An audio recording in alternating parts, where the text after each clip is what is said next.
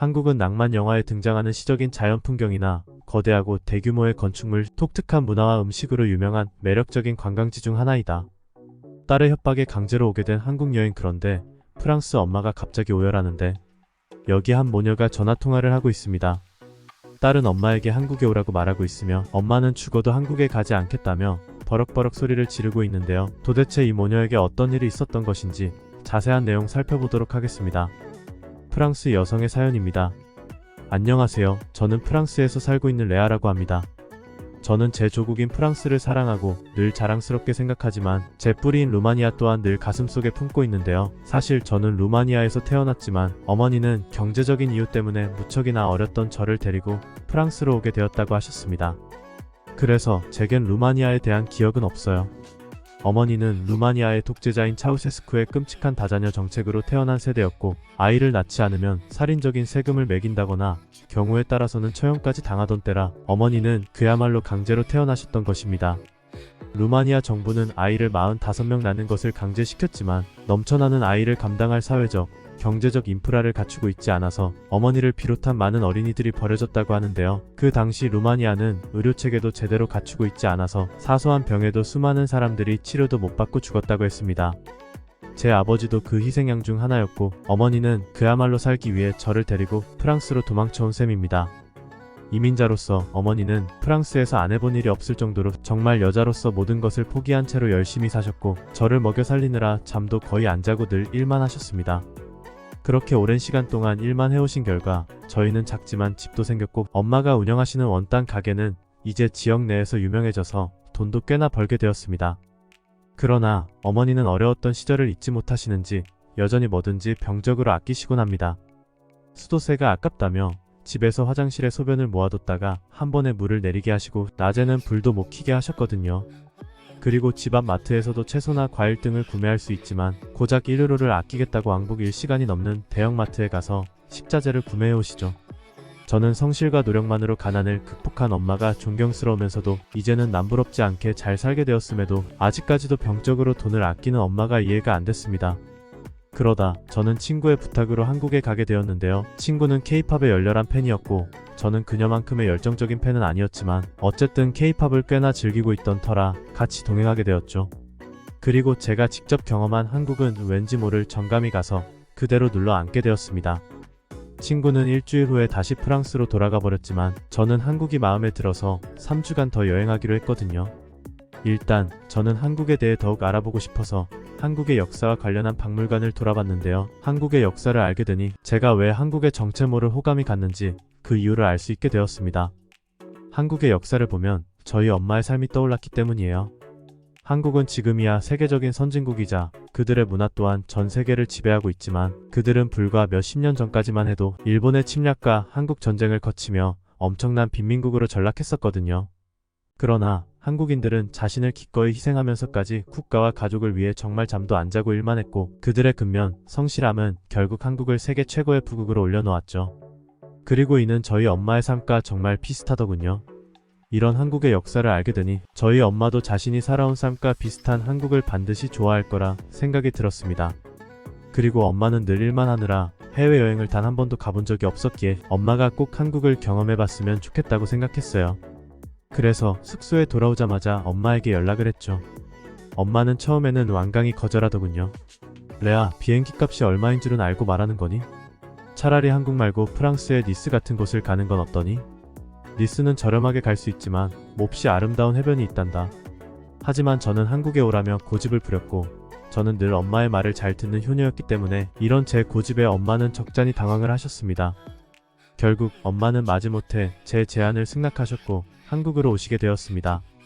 엄마는 저가 항공을 타서 그런지 허리가 아파 죽겠다며 연신 허리를 부여잡으셨지만 TA 첫 해외여행이라 그런지 은근히 설레하셨고 TA 매번 실용적인 옷만을 추구하던 엄마였지만 이번 여행이 무척이나 기대되셨는지 한껏 꾸미고 오셨더라고요. 그러나 겉으로는 비행기 값이 비싸서 이번 달은 물만 먹고 살아야 한다며 툴툴대셨죠. 어쨌든 그런 엄마를 데리고 처음 갈 곳은 바로 아기자기한 카페였습니다. 엄마는 늘 카페는 비싸다며 무조건 집에서만 커피를 마시며 모임에 갈 때마다 집에서 커피를 받아서 종이컵에 담아서 가져가시곤 했는데 저는 그런 엄마에게 한국의 아기자기하고 예쁜 카페를 소개해주고 싶었거든요. 그런데 그렇게 카페로 향하던 와중 제 휴대폰 배터리가 다 닳아서 지도 앱에 미리 저장해뒀던 카페 이름을 확인하지 못하게 돼버렸습니다. 저는 이런 예상치 못한 상황에 당황해서 머리를 감싸쥐고 거리에서 우두커니 서 있었고, 엄마는 그런 저를 보며 자신은 괜찮으니 다른 카페에 가자고 말씀하시더군요. 하지만 평생을 고생만 하신 엄마에게 꼭 그 카페를 보여드리고 싶었기 때문에 저는 절대로 포기할 수 없었습니다. 그런데 마침 근처를 지나가던 한국인 한 명이 머리를 쥐어뜯으며 절망스러운 표정을 짓고 있던 제게 와서 묻더군요. 무슨 문제라도 있으신가요? 저는 그에게 자초지종을 설명했고, 그는 이름이 기억이 안 나신다고요? 그런데 말씀해주신 특징을 보니 대충 어딘지 알 것 같군요. 라고 말하며 자신을 따라오라고 했습니다. 그러자 엄마는 제게 프랑스어로 속삭이셨어요. 레아, 이 남자는 분명 돈을 원해서 우리를 데려다 주는 걸 거야. 널린 게 카페인데 굳이 이 남성에게 수고비를 줘가면서까지 카페에 갈 필요가 있을까? 사실 프랑스에서는 처음 보는 사람에게 이런 데가 없는 호의는 절대로 기대할 수 없고, 이렇게 먼저 말을 걸며 도움을 주는 사람은 대부분 돈을 원해서 접근한 것입니다. 하지만 저는 수고비를 지불해서라도 꼭 그 카페에 가고 싶었습니다. 엄마는 그 남자를 따라가는 내내 투덜대셨지만 저는 그런 엄마를 달랬습니다. 그래도 한국까지 왔는데 제대로 즐겨야죠. 그렇게 저희는 카페에 도착했습니다. 그런데 이 남성은 한국에서 좋은 시간 보내라고 말한 뒤 돈도 받지 않고 왔던 길을 다시 되돌아가는 거 있죠? 이 남성은 정말 아무런 대가를 바라지 않고 저희에게 호의를 베풀어 준 것이었습니다. 어떻게 이럴 수가 있을까요? 엄마도 이 남성의 행동에 적잖이 놀란 모양이셨고, 한국인들은 정말 정직한 사람들이라고 말씀하시며 프랑스인들도 한국인들의 태도를 배워야 한다고 말씀하셨습니다. 어쨌든 그렇게 우여곡절 끝에 도착한 카페에서 엄마는 마치 아이가 된 것 같았습니다. 바쁜 삶을 살아가시느라 늘 무뚝뚝했던 엄마는 연신 카페에 전경을 사진 찍으시며 정말 아이처럼 좋아하셨거든요. 그런데 카페에 앉은 지 몇 분이나 지났을까요? 엄마는 갑자기 식은땀을 흘리시며 얼굴이 새파래지셨어요. 엄마는 괜찮다고 말씀하셨지만 목소리까지 떠시며 힘들어하셨죠. 제가 계속해서 무슨 일이냐고 묻자 엄마는 그제야 대답을 하셨습니다. 사실 아까부터 배가 너무 아프단다. 하지만 이곳에서 화장실 비용을 지불할 수는 없어. 충분히 아낄 수 있는 돈인데 화장실 비유로 휴지 1유로를 지불하면서까지 돈을 낭비할 수는? 레아, 내 휴대폰 충전도 카페 점원에게 맡기던데 엄마가 화장실에 간다면 우리는 커피값보다 더 많은 비용을 지출해야만 할 거야. 사실 프랑스뿐만 아니라 유럽 전역에서 공중 화장실을 이용하려면 돈을 지불해야만 하고 휴지나 기타 비용은 별도로 또 지불해야 합니다. 시설도 무척이나 안 좋죠. 그리고 휴대폰 충전 서비스는 정말 기대도 할 수 없습니다. 그러나 저는 그간 한국에서의 경험으로 한국은 이 모든 게 무료라는 것을 인지하고 있었죠. 엄마, 한국에서는 화장실이 무료예요. 그리고 휴지도 비치되어 있어서 따로 구매할 필요도 없어요. 엄마는 제 말을 믿지 않는 눈치였지만 너무나도 급하셨는지 곧바로 화장실로 향하더군요. 그리고 잠시 후 돌아오셔서 감탄을 하면서 말씀하셨죠. 한국은 공중 화장실이 우리 집 화장실보다 더 깨끗하구나. 그런데 무료라니 이 나라는 도대체 정체가 뭐야? 그렇게 저희는 카페에서 좋은 시간을 보낸 뒤 저녁 식사를 하러 갔습니다. 저는 제가 미리 알아봤던 가게로 엄마를 안내했고, 가게에 들어간 엄마는 그야말로 기겁을 하시고 말았습니다. 킹크랩? 레아, 너 미쳤니? 담장 나와. 사실 저는 엄마가 킹크랩을 무척이나 좋아하신다는 것을 이미 알고 있었습니다. 엄마는 다른 가게는 전부 눈길도 주지 않고 지나쳐도 킹크랩 가게만은 늘 뚫어져라 쳐다보시곤 했거든요. 하지만 유럽에서 킹크랩은 정말 미치도록 비싸기 때문에 함부로 먹을 수 없는 음식이었죠. 물론 킹크랩은 한국에서도 비싼 음식이지만 유럽에 비한다면 정말 저렴했기 때문에 저는 큰 마음을 먹고 엄마에게 대접하려고 했던 것입니다. 엄마, 일단 들어와요. 가격도 모르면서 왜 도망가는 거예요? 그렇게 마지못해 돌아오신 엄마는 연신 투덜대시면서도 옆 테이블에서 킹크랩을 먹고 있는 가족의 모습을 뚫어져라 쳐다보셨죠. 그리고 못 이기는 척 자리에 앉으셨습니다. 엄마는 메뉴판에 적혀있는 100유로라는 가격을 보고 다시 한번 기겁을 하시더군요. 다리 하나에 100유로라니. 레아, 이건 프랑스에서의 가격과 똑같잖니? 맞습니다. 유럽에서 킹크랩은 너무도 비싸서 다리 하나당 이 정도의 금액을 받죠. 하지만 한국은 거대한 킹크랩에 수십 가지 밑반찬이 나와도 100유로 정도 밖에 안 받는 기적과도 같은 가격을 보여줍니다. 그리고 곧이어 수 10가지 반찬이 나오자 엄마는 무척이나 당황하셨습니다. 레아, 이 반찬 먹지 마. 이런 비싸 보이는 음식이 무료일 리는 없고 한국도 프랑스처럼 먹은 음식에 대해서 추가적으로 청구하는 구조인가 봐. 엄마, 한국에서는 이런 거 다 무료예요. 심지어 킹크랩도 다리만 주는 게 아닌 1kg나 주는걸요? 그러나 짠순이 엄마는 믿지 않는 눈치셨죠. 하지만 엄마는 밑반찬으로 나온 각종 회나 콘치즈 요리 등을 맛보시더니 마음에 드셨는지 그릇들을 싹 비우셨어요. 그리고 대망의 킹크랩 요리가 나오자 엄마는 갑자기 말이 없어지셨죠. 그렇게나 호들갑을 떠시던 엄마는 조용히 킹크랩을 드시더니 이내 눈물을 보이셨습니다.